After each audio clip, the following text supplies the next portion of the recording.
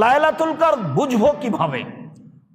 আব্দুল্লাহ ইবনে আব্বাস রাদিয়াল্লাহু তাআলা আনহু বলেন, রাসূল সাল্লাল্লাহু আলাইহি সাল্লাম বলেছেন, লাইলাতুন সামাহাতুন তালকাতুন লা হারাতুন আলা বারেদা।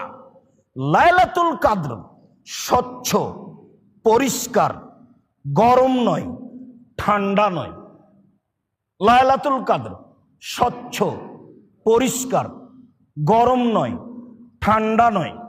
তুসবেহ শামসুহা, সেই দিন সূর্য উঠবে।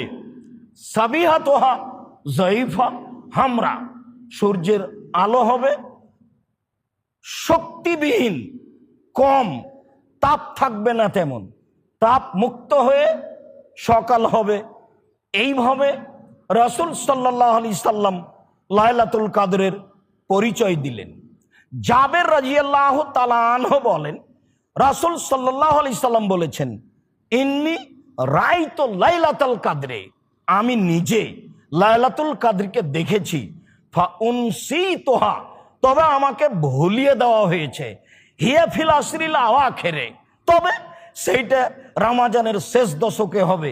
লায়ালিহা, শেষ দশকের রাতে হবে, তবে সেটা শেষ দশকে রাতে হবে। লাইলাতুন তালকাতুন, লাইলাতুন তালকাতুন, রাত হবে স্বচ্ছ, পরিষ্কার, মর্যাদাপূর্ণ। কান্না ফিহা কামারান, মনে হবে যেন চন্দ্র উঠেছে, ঝকঝক হয়ে পরিষ্কার হয়ে আছে। লায়াখরুজু শায়তানুহা হাত্তা হাত্তা এদাও ফাজরুহা, সেই রাতে ফজর পর্যন্ত শয়তান প্রকাশ পাবে না, শয়তান তার স্বস্থান থেকে বের হবে না।